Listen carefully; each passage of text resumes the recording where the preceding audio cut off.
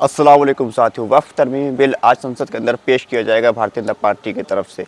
हालांकि बहुत से लोगों का दावा था यहाँ पर कि ये जो बिल आ रहा है, इस बिल के विरोध में चंद्रबाबू नायडू और नीतीश कुमार इसके खिलाफ वोट देंगे और यहाँ पर मुसलमानों के दबाव में आकर ये लोग इस बिल का विरोध कर देंगे। लेकिन खबर ऐसी आ रही है कि चंद्रबाबू नायडू और नीतीश कुमार इस बिल का समर्थन करने वाले हैं, इस बिल को अपना समर्थन देकर पास कराने की कोशिश करने वाले हैं।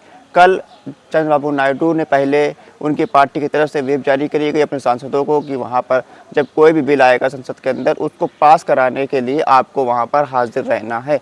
उसके बाद यहाँ पर नीतीश कुमार की तरफ से भी एक व्हिप जारी हो गई, उनके सांसदों को भी ये व्हिप जारी कर आदेश दिया गया है कि आने वाले जो तारीख़ है यहाँ पर जो बिल पेश किया जाएगा, इस बिल को पास कराने में आपको सहयोग करना है और आपको संसद के अंदर हाजिर रहना है। अब यहाँ पर देखना होगा कि वक्फ का बिल जो है वो क्या ये बिल जो है वो भारतीय जनता पार्टी भी कामयाब करा लेगी या फिर नहीं करा पाएगी, ऐसा तो देखने वाली बात होगी। लेकिन अगर मौजूदा स्थिति देखी जाए लोकसभा के अंदर की, तो लोकसभा के अंदर 293 सांसद एनडीए गठबंधन के पास है और यहाँ पर पूर्ण बहुमत उसके पास है। इसके साथ साथ यहाँ पर विपक्ष के पास इतनी तादाद नहीं है। विपक्ष के पास जो सबसे बड़ी पार्टी है उसको 99 सांसद हैं कांग्रेस पार्टी के। दूसरे नंबर पर समाजवादी पार्टी, उसके पास 37 सांसद हैं। तो 28 सीटों के साथ टीएमसी ममता बनर्जी की पार्टी तीसरे नंबर पर है। डीएमके के पास भी 22 सांसद हैं। हालांकि यहाँ पर 240 सांसद अकेले भारतीय जनता पार्टी के पास हैं। इसके अलावा 16 सांसद टीडीपी के पास है, 12 सांसद नीतीश कुमार की जेडीयू के पास हैं।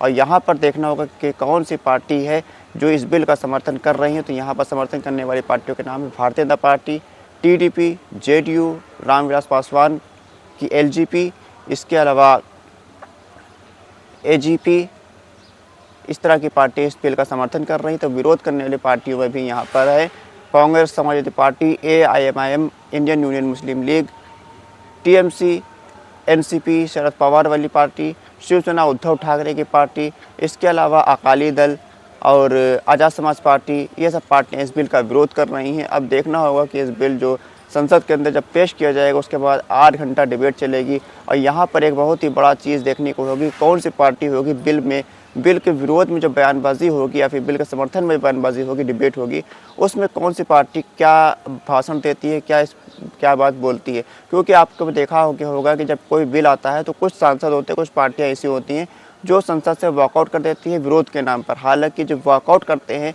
उन लोगों का मौन समर्थन होता है उस बिल के लिए, ऐसा देखा गया है। अब देखना होगा कि उद्धव ठाकरे की पार्टी पर यह शक जताया जा रहा है कि उसकी पार्टी यहाँ पर वही काम कर सकती है, यहाँ पर वो वॉकआउट कर सकते हैं और उनकी जो विचारधारा है उस विचारधारा को आगे बढ़ाने के लिए। लेकिन यहाँ पर जो नीतीश कुमार और चंद्रबाबू नायडू से उम्मीदें जताई जा रही थी, इन पर लग रहा था कि वो इस बिल का विरोध कर देंगे। लेकिन अब ऐसी खबरें आ रही हैं कि वो इस बिल का समर्थन करने वाले हैं और इस बिल के पास कराने में अहम भूमिका निभाने वाले हैं। बैरिस्टर असदुद्दीन ओवैसी साहब भी उनसे अपील कर रहे थे कि आप लोग अपने वोटरों का ख्याल रखिए, अपने वोटरों को आपको जो लोग वोट देते हैं उन लोगों को ख्याल रखिए। लेकिन वो लोगों ने हर चीज़ को दरकिनार कर दिया।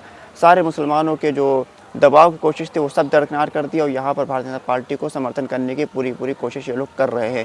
अब देखना होगा यहाँ पर जो 293 सांसद हैं सत्ता पक्ष के पास, इस 293 में से कितने सांसद इस बिल के समर्थन में वोट करते हैं, क्योंकि 240 सांसद तो अकेले भारतीय जनता पार्टी के पास हैं।